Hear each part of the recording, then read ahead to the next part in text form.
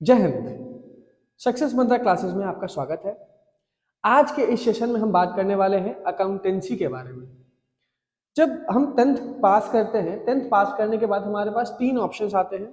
या तो हम साइंस लेके पढ़ते हैं, या फिर हम कॉमर्स लेकर आगे बढ़ते हैं, या फिर कुछ लोग ह्यूमैनिटी यानी आर्ट्स लेकर के आगे बढ़ते हैं।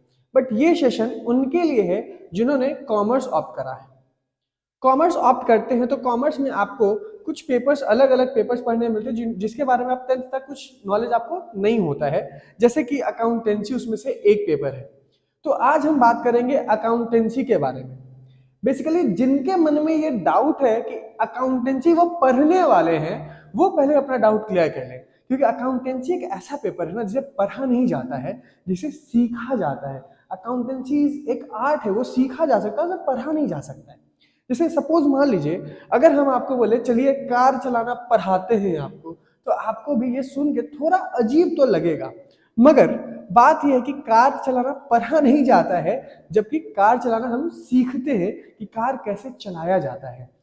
तो बात वही है, अकाउंटेंसी पढ़ने का चीज नहीं, अकाउंटेंसी पढ़िए नहीं, अकाउंटेंसी को सीखिए। जब अकाउंटेंसी को आप सीखने जाते हैं तब आपका अकाउंटेंसी को लेकर के इंटरेस्ट बना रहता है। तो आइए हम लोग सबको मिलकर सीखते हैं अकाउंटेंसी। तो अकाउंटेंसी जो हम सीखने जाते हैं, जैसे हमने बात करा अभी आपसे कि कार, चलिए कार चलाना सीखते हैं जैसे कि, तो कार चलाना जब हम सीखते हैं तो कार के बारे में कुछ तो नॉलेज होना चाहिए आपको पहले से। तो वही चीज है, हम पहले अकाउंटेंसी के कुछ बेसिक नॉलेज के बारे में बात करेंगे, उसके बाद डायरेक्टली कुछ प्रैक्टिकल थिंग जैसे journal, ledger and trial balance, मतलब और भी थिंग्स पे हम बात करेंगे। मगर पहले हम अकाउंटेंसी के कुछ बेसिक चीज के बारे में बात करेंगे। जैसे सबसे पहले meaning and objective of accounting, ये हमारा पहला चैप्टर होगा जो हम लोग समझेंगे। इस चैप्टर का जो लर्निंग ऑब्जेक्टिव, अगर हम इस चीज पे ध्यान दें कि ये चैप्टर पढ़ के हम क्या सीख पाएंगे, तो वो अगर आप देखेंगे तो सबसे पहले आप सीखेंगे नीड फॉर अकाउंटिंग। मतलब कि इस चैप्टर को पढ़ के ये हम समझ पाएंगे कि अकाउंटेंसी सीखने से हमें क्या है, मतलब हम क्यों सीखते हैं अकाउंटिंग, अकाउंटिंग का जरूरत कहाँ है और क्यों करते हैं अकाउंटिंग, ये आप समझ पाएंगे। दूसरा, meaning of accounting, characteristic of accounting, function of accounting. फिर हम लोग सीखेंगे distinction between book keeping, accounting and accountancy. फिर हम कुछ और आगे बढ़ते हैं, मिलेगा हम लोगों को सब field of accounting, accounting as a source of information, user of accounting information, advantage of accounting, limitations of accounting. ये सब फील्ड पे हम लोग धीरे धीरे करके एक एक करके हम लोग डिस्कस करेंगे, बात करेंगे, ताकि एक एक चीज हमें क्लियर हो जाए। अभी सबसे पहला फील्ड जो हमारे पास सामने दिख रहा है, हम उसी पे बात करते हैं। जो सबसे पहला पॉइंट है हमारा, नीड ऑफ अकाउंटिंग। तो सिर्फ नीड ऑफ अकाउंटिंग को रखते हैं, बाकी चीज को फिलहाल के लिए हम ऐसे इरेज कर देते हैं ताकि थोड़ा सा समझने में आसानी हो और आप लोगों को आसानी से समझ में आए, कोई भी पार्ट क्लियर हो। कोई भी डाउट अगर आपको रह जाता है इस सेशन को लेकर के, तो आप हमें कमेंट सेक्शन में पूछ सकते हैं। तो मैं कोशिश करूंगा कि उसे अपने वीडियो के थ्रू एक एक करके सारे डाउट्स को आपके साथ क्लियर करूं। तो जो हमारा रह गया है पार्ट, वो है नीड फॉर अकाउंटिंग। भाई अकाउंटिंग की क्या जरूरतें हैं।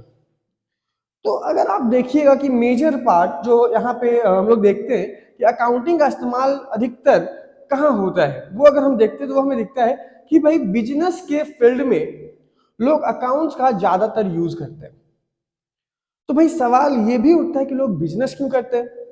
तो बिजनेस करने का सबसे बड़ा मोटिव होता है कि भाई बिजनेसमैन बिजनेस इसलिए करते हैं कि वो प्रॉफिट कमाना चाहते हैं।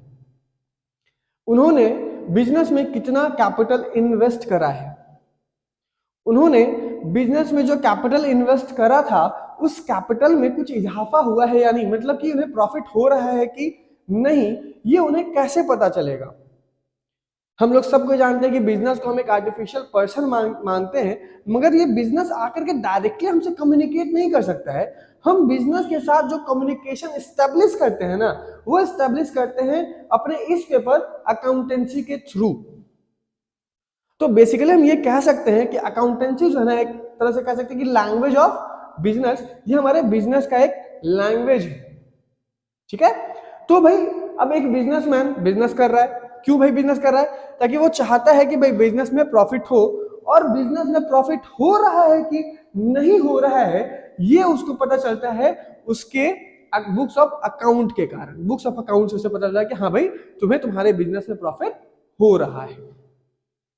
दूसरा चीज भाई, आज हम देखते हैं कि हमारा जो अकाउंटेंसी का जो क्षेत्र है वो धीरे धीरे बड़ा होते जा रहा है, या फिर बिजनेस का भी हम बात करें ग्रो करते जा रहा है, बिजनेस का लेवल ग्रो होते जा रहा है।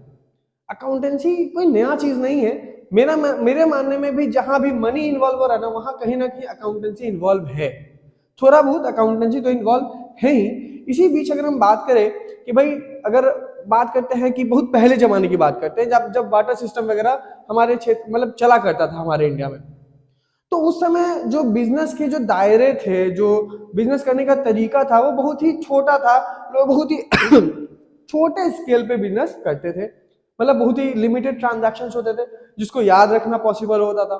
उधार बिक्रियां कम हुआ करती थी, क्रेडिट सेल कम करते थे लोग, क्रेडिट परचेस कम करते थे, जिस कारण से भाई थोड़ा बहुत अकाउंटिंग करके काम चल जाता था। बट आज के दौर में भाई टर्नओवर लोगों का बहुत सारा बढ़ गया है, बहुत बड़ा टर्नओवर मींस लोगों का सेल, लोगों का जो बिक्री है ना, सेल, वो बिजनेस ना बहुत बड़ा ग्रो कर गया है। और ये ग्रो करने का बहुत सारा रीजन है। अगर हम बात करें तो इंडस्ट्रियल रिवॉल्यूशन जो हुआ उसके बाद से और बिजनेस ग्रो किया। बिजनेस ग्रो होने के कारण हमारे अकाउंटेंसी का भी उसमें रोल बढ़ा। तो भाई बिजनेस ग्रो किया, बिजनेस ग्रो करने से क्या हुआ कि जो कस्टमर थे वो कस्टमर बेस हमारा बड़ा होने लगा। भाई जो हमारे लोकल लेवल पे जो हम काम करते थे, अब वो लोकल लेवल से बढ़ करके स्टेट लेवल, और स्टेट लेवल से कंट्री लेवल, और कंट्री लेवल से हम लोग इंटरनेशनली फैलना शुरू कर दिया। अपना बिजनेस को अपना फैलाना हम लोगों ने स्टार्ट कर दिया। तो अब जब हम किसी को उधार माल बेचेंगे तो वो पैसा देगा। आजकल हम देखते हैं जो हमारे बिजनेस के अंदर दिखता है कि भाई कोई कस्टमर को अगर हम माल सप्लाई कर रहे हैं एज ए डिस्ट्रीब्यूटर, हम किसी को गुड्स बेच रहे हैं, तो वो क्या करता है, अगर हम उसे 1 लाख का माल बेच रहे हैं तो वो धीरे धीरे पैसा देता है, फिर ऑर्डर मांगता है, फिर पैसा देता है, फिर ऑर्डर मांगता है। तो इस तरीके से हम उसको माल दे रहे हैं, वो कुछ पैसा दे रहा है, हम फिर माल दे रहे हैं, फिर वो हमको पैसा दे रहा है। अगर ये प्रोसेस चलता रहेगा तो एक ना एक दिन हमें हिसाब तो करना पड़ेगा कि फाइनली उसके एंड पे कितना पैसा उसे देना होगा या उसे हमसे पैसा लेना होगा, ये हमें पता करना होगा। और ये बिजनेसमैन को तभी पता चल पाएगा जब वो ये अकाउंटिंग मेंटेन करेगा। अगर मेंटेन नहीं करेगा तो ये कौन बताने वाला है उसे। हो सकता है कि दोनों के बीच में मतभेद हो जाए कि भाई नहीं, मैंने तो पैसा दे दिया है, और जो बिजनेसमैन है वो बोले नहीं, आपने तो पैसा नहीं दिया है। इस चीज को लेकर उन दोनों के बीच मतभेद हो सकता है। तो खैर ये चीज कहीं ना कहीं दूर होगा आपके बुक्स ऑफ अकाउंट के थ्रू। जब आप अपना बुक्स ऑफ अकाउंट प्रेजेंट करते हैं तो आप लोग दोनों आपस में एग्री करते हैं, हाँ भाई मैंने इस डेट को इस दिन पेमेंट दिया है। तो ये कहीं ना कहीं प्रॉब्लम जो है आपको सॉर्ट आउट हो सकती है इस अकाउंटेंसी के थ्रू, अकाउंटिंग के थ्रू आप इस प्रॉब्लम को सॉल्व कर सकते हैं। तो मुझे लगता है जहां तक कि आपको ये जो नीड ऑफ अकाउंटिंग वाला जो पार्ट है ना, नीड फॉर अकाउंटिंग, मुझे लगता है कि क्लियर हो गया होगा। वैसे हम लोग अब धीरे आगे बढ़ते हैं, इसी सेशन में आगे बढ़ते हैं दूसरे टॉपिक के ऊपर। हाँ जी, तो नीड फॉर अकाउंटिंग क्लियर हो गया है। अब हम फोकस करने वाले हैं मीनिंग ऑफ अकाउंटिंग, यानी अकाउंटिंग के डिफिनेशन पे बात करने वाले हैं। तो हमारा जो अकाउंटिंग का डिफिनेशन है वो कुछ इस प्रकार है कि accounting is the art of recording, classifying and summarizing in a significant manner and in term of money transactions and event which are in part at least of financial character and interpreting the result thereof। ये जो definition हमें दिखने को मिल रहा है, ये definition given है American institute of certified public accountant के द्वारा। तो डेफिनेशन तो भाई गिवन है, तो रटंत विद्या अगर हम लोग जाते हैं रटंत विद्या के थ्रू तो भाई डेफिनेशन को हम लोग रट लेते हैं। मगर डेफिनेशन रटने का नीड नहीं है, डेफिनेशन को समझना जरूरी है कि डेफिनेशन कहना क्या चाह रहा है। तो डेफिनेशन कहना चाह रहा है कि भाई अकाउंटिंग जो है वो कुछ है नहीं, वो बस एक आर्ट है। बहुत लोग इसको प्रोसेस भी कहते नजर आएंगे आपको कि अकाउंटिंग इज अ प्रोसेस।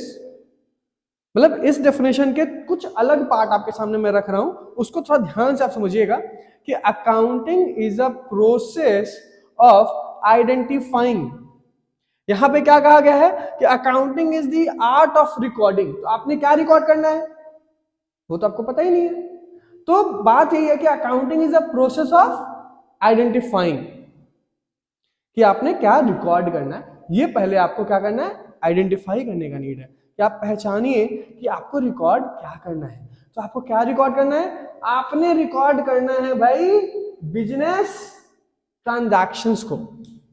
तो मन में सवाल आ रहे होंगे कि भाई बिजनेस ट्रांजैक्शंस क्या है।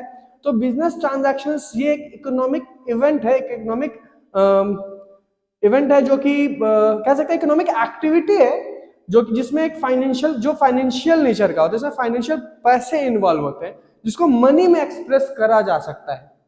बाद बाकी मैं इस टर्म को और भी क्लियर करूंगा आपको जब बेसिक अकाउंटिंग टर्म का एक वीडियो अलग से बनाऊंगा, उसमें ये सारे टर्म्स क्लियर करूंगा। फिलहाल हमें यही समझना होता है कि बिजनेस ट्रांजैक्शंस क्या है, ये एक फाइनेंशियल नेचर का होता है जो कि बिजनेस में जिसके अंदर लेन देन करे जाते हैं। तो भाई हम आइडेंटिफाई करते हैं बिजनेस ट्रांजैक्शंस को ताकि हम उसे क्या कर सके, रिकॉर्ड कर सके। तो रिकॉर्डिंग कहाँ करना है, हमें रिकॉर्डिंग करना है उसको जर्नल में। ये मैंने आपके सामने ये प्रोसेस यहाँ पे बना करके रख दिया है, एक अकाउंटिंग साइकिल बना के रख दिया है कि सबसे पहले हम क्या करते हैं, बिजनेस ट्रांजैक्शंस को आइडेंटिफाई करते हैं, उसका पहचान करते हैं कि भाई वो फाइनेंशियल कैरेक्टर का है कि नहीं, उसे हम रिकॉर्ड कर सकते हैं कि नहीं। जैसे अगर हम बात करें कि आप मेरे क्वालिटी को अगर हम बोलेंगे रिकॉर्ड करें तो कैसे रिकॉर्ड करेंगे, ये फाइनेंशियल नेचर में आप एक्सप्रेस नहीं कर सकते, है ना। तो अगर कोई मेरा मैनेजर रिजाइन करके जा रहा है, मेरे जो एम्प्लॉय है वो अगर स्ट्राइक पे चले जाए तो इसको फाइनेंशियल नेचर में हम नहीं, मतलब फाइनेंशियल कैरेक्टर से हम इसको नहीं प्रेजेंट कर सकते, इस कारण से इस चीज को रिकॉर्ड नहीं करेंगे। मगर कितना माल बिक रहा है, क्या हम खरीद रहे हैं, क्या कितने एक्सपेंसेस कर रहे हैं, इसको तो हम लोग रिकॉर्ड कर सकते हैं ना, ये फाइनेंशियल नेचर के होते हैं। तो हमें इसे फाइनेंशियल नेचर को आइडेंटिफाई करना है कि भाई ये बिजनेस ट्रांजैक्शंस है। जब ये बिजनेस ट्रांजैक्शन हमें पता चल जाता है, हम क्या कहते हैं, उसको रिकॉर्ड कर लेते हैं। तो मैंने क्या कहा, accounting is a process of identifying recording. ये जो बिजनेस ट्रांजैक्शंस है उसे हम रिकॉर्ड करते हैं कहाँ, थ्रू जर्नल। जर्नल मीन्स की ये जर्नल जो है ना, आर्ट ऑफ रिकॉर्डिंग। ये एक रिकॉर्ड जो ट्रांजैक्शन है उसको रिकॉर्ड करने का तरीका है, ये एक आर्ट भी कह सकते हैं इसको, इसे कैसे किसी बिजनेस ट्रांजैक्शंस को रिकॉर्ड करते हैं। जिसे अकाउंटिंग की नॉलेज नहीं, अगर उसे हम कोई बिजनेस ट्रांजैक्शन को रिकॉर्ड करने देंगे वो सिंपल लिख लेगा, cash receive to Ram, cash paid to Mohan. मगर एक अकाउंटेंट को आप दीजिएगा इस काम को करने के लिए तो एक अलग साइंटिफिक मैनर में उसको रिकॉर्ड करेगा, जो आप सीखेंगे आने वाले समय में। मैंने कहा अकाउंटिंग पढ़ने का चीज नहीं, सीखने का चीज है, इसलिए मैंने वापस यहाँ पे वर्ड जो यूज करा है कि आप सीखेंगे आने वाले अपने वीडियो लेक्चर में। तो हम लोग क्या करते हैं, उसे रिकॉर्ड कर लेते हैं। कहाँ रिकॉर्ड करते हैं, जर्नल में, उसका जर्नल करते हैं। बिजनेस ट्रांजैक्शंस को कन्वर्ट करते हैं किसके अंदर, जर्नल के अंदर। मगर आज के जो दौर है ना, उस दौर में हम देखते हैं कि भाई बिजनेस के ट्रांजैक्शंस ना अब बहुत हो गए, बढ़ गए। एक एक ट्रांजैक्शंस को एक आदमी बैठ के लिख रहा है, ये बहुत मुश्किल है। तो हमारे पास एक अल्टरनेटिव रास्ता, जैसे कि हम लोग जानते हैं कि हमें कहीं जाना होता है तो हमारे पास दो रास्ते होते हैं, एक शॉर्टकट होता है, एक लॉन्ग कट होता है। फिर भी हम लोग शॉर्टकट छोड़ के लॉन्ग कट वाले रास्ते को ज्यादा यूज करते हैं कभी कभी। जैसे कि मान लीजिए अगर हम लोग सिटी से होकर कहीं किसी शहर में जाना, मतलब कहीं जाना है, तो एक रास्ता सिटी के अंदर से जा रहा है, तो जब सिटी के अंदर से वो रास्ता जाता है तो उसमें बहुत सारे जाम होते हैं। मगर बाईपास के थ्रू चले जाते हैं तो सट से निकलते, भले ही वो लॉन्ग कट है मगर उस रास्ते से पहले वो हमें पहुंचाएगा। तो वही चीज यहाँ पे भी है, जहाँ छोटे मोटे ट्रांजैक्शन है, जहाँ ट्रांजैक्शन के लिमिटेशंस कम है ना, मतलब जहाँ कम ट्रांजैक्शन है वहां तो लोग जर्नल करके काम चला लेते हैं। मगर जहाँ ट्रांजैक्शंस बल्क में होते हैं, बढ़ जाते हैं, तो वहां पे जर्नल बहुत मुश्किल हो जाता है अकाउंटेंट के लिए। फिर वो क्या करता है, जर्नल को अलग अलग पार्ट में डिवाइड करके फिर अलग अलग बुक्स मेंटेन करता है। रिकॉर्डिंग का ही प्रोसेस है, या तो वो जर्नल करेगा या फिर वो जंप करके किधर चल जाएगा, इस पार्ट पे आ जाएगा, जिसमें वो क्या करेगा, सबसे पहले वो मेंटेन करेगा अपना कैश बुक, जिसमें हम मेंटेन करते हैं सिर्फ और सिर्फ कैश ट्रांजैक्शंस, कितने कैश आ रहे हैं, कितने कैश जा रहे हैं, और कुछ नहीं। ये कैशियर होता है, उसको हम दे देते हैं, ये लो भैया तुम कैश बुक मेंटेन करो, कितना कैश आ रहा है, कितना कैश जा रहा है। तो पहला बुक हमने क्या मेंटेन किया, कैश बुक।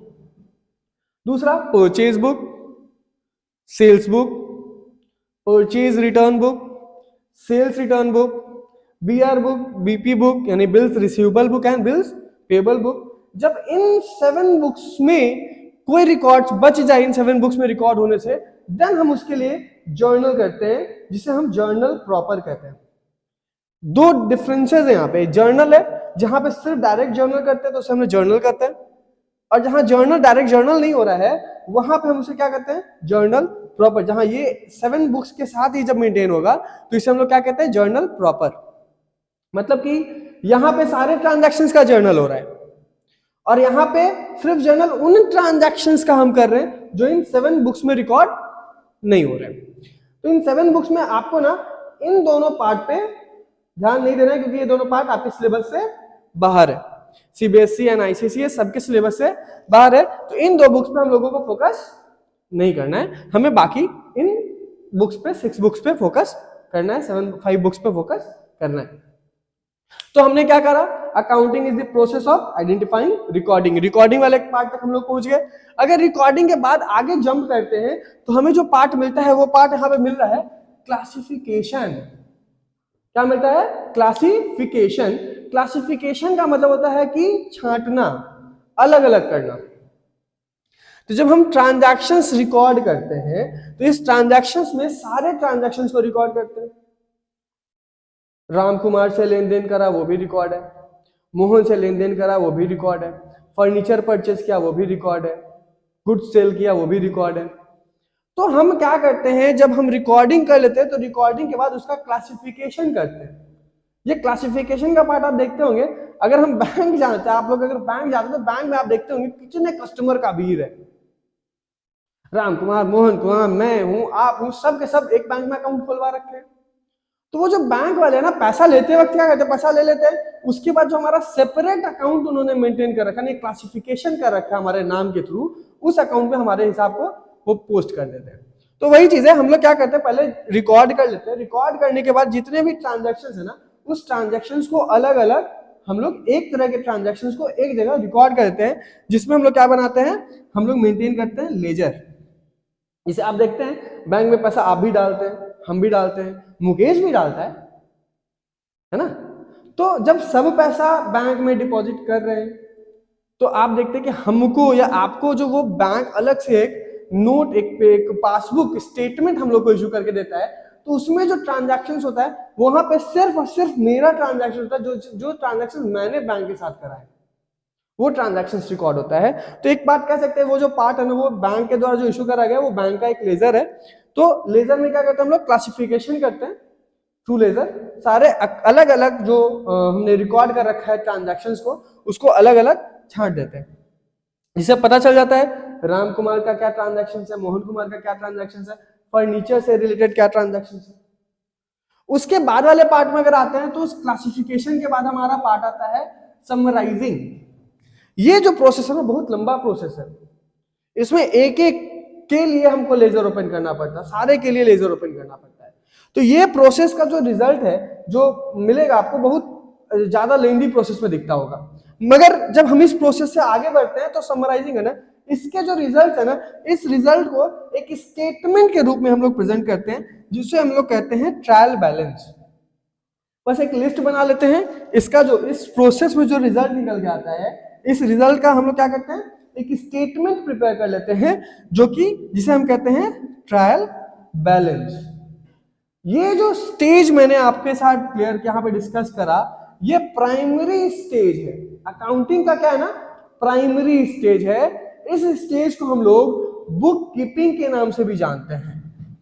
इस स्टेज को हम लोग किस नाम से जानते हैं, बुक कीपिंग के नाम से भी स्टेज को हम लोग जानते हैं। ये जो स्टेज है, इस स्टेज को हम लोग प्राइमरी स्टेज कहते हैं। तो जैसे ही बुक कीपिंग का स्टेज हमारा क्लियर होता है, वैसे ही हमारा दूसरा फेज अकाउंटिंग का स्टार्ट हो जाता है, यानी हमारा अकाउंटिंग का प्रोसेस स्टार्ट हो जाता है। तो हमने समराइजिंग कर लिया, आइडेंटिफाई करा, रिकॉर्ड करा, रिकॉर्ड करने के बाद क्या करा, हमने उसे क्लासिफिकेशन में डाला। क्लासिफिकेशन में डालने के बाद उसका हम लोग समराइज कर लेते हैं। समराइजिंग के बाद हम लोग अब जाते हैं, मूव करते हैं अपने फाइनल प्रोडक्ट ऑफ अकाउंट। जैसा कि मैंने डिस्कस करा था आपसे कि भाई बिजनेसमैन का मोटिव क्या होता है, प्रॉफिट अर्न करना। तो अभी तक आपने जो प्रोसेस यूज करा, इस प्रोसेस में कहीं भी प्रॉफिट का बात नहीं करा गया है। इस प्रोसेस के बाद हम अगले प्रोसेस में इन करते हैं, इस प्रोसेस में इन करते हैं, तो इस प्रोसेस में पता चलता है हमें कि हम कितना प्रॉफिट अर्न कर रहे हैं, प्रॉफिट अर्न कर रहे भी है क्या नहीं कर रहे, यानी इंटरप्रिटेटिंग ऑफ रिजल्ट। इसमें हमको अपना रिजल्ट का पता चलता है, ठीक है। तो जब हमको अपना रिजल्ट, हम अपना फाइनल अकाउंट प्रिपेयर कर लेते हैं, ट्रेडिंग अकाउंट एंड प्रॉफिट और लॉस बना लेते हैं एंड बैलेंस शीट प्रिपेयर कर लेते हैं, तो पता चल जाता है कि हमें बिजनेस में प्रॉफिट हुआ या लॉस।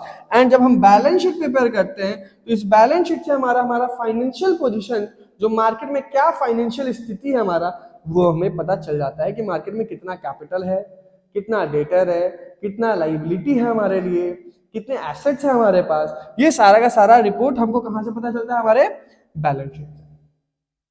तो इतना ही पार्ट नहीं, इसके बाद एक बात और पार्ट है जो हमारा कहते हैं कम्युनिकेशन, कम्युनिकेटिंग। तो ये जो अकाउंटिंग है, जो हमने ये रिकॉर्ड मेंटेन करा, जो ये मेंटेन करा, एक तो रिकॉर्ड मेंटेन हो गया मेरे पास, तो ये जो रिकॉर्ड है ना, ये एक इंफॉर्मेशन सप्लाई करता है हमारे पास, हमें इंफॉर्मेशन प्रोवाइड करता है। जैसे बिजनेसमैन को क्या जानना था? प्रॉफिट। तो वो प्रॉफिट क्या कर रहा है? ये बुक्स, ये जो मेंटेन हमने करा, इस पूरे मेंटेन को हम लोग कहते हैं, मेंटेन जो हम लोग कर रहे हैं इसको कहते हैं बुक्स ऑफ अकाउंट। तो ये बुक्स ऑफ अकाउंट हम लोगों को, या फिर हमारे जो बिजनेस में ये जो अकाउंटिंग मेंटेन कर रहे हैं, उनको ये कम्युनिकेशन प्रोवाइड करता है कि हाँ भाई, आपको आपके बिजनेस में प्रॉफिट हुआ, आपको लॉस हुआ। इसी तरह से ढेर सारे इंफॉर्मेशन होते हैं जो कि ये अकाउंटिंग इंफॉर्मेशन हमें प्रोवाइड करता है। तो एक निष्कर्ष पे हम लोग पहुंचते हैं कि accounting is the process of identifying, recording, classifying, summarizing, interpreting of result and communicating to its users। तो ये हमारा पार्ट था मीनिंग ऑफ अकाउंटिंग। अगर हम इसके बाद मूव करें मीनिंग ऑफ अकाउंटिंग के बाद, तो वो हमारा पार्ट होगा ऑब्जेक्टिव ऑफ अकाउंटिंग। तो मैं क्या करता हूं कि ये जो पार्ट है ना, इसे अब आपके सामने अगली वीडियो में आपके सामने पेश करूंगा, क्योंकि अगर हम एक बार में इस टॉपिक को कवर करने चलेंगे ना, तो ये वीडियो काफी लंबा बनेगा, 1 घंटा से ऊपर का बन जाएगा, 2 घंटे का बन जाएगा।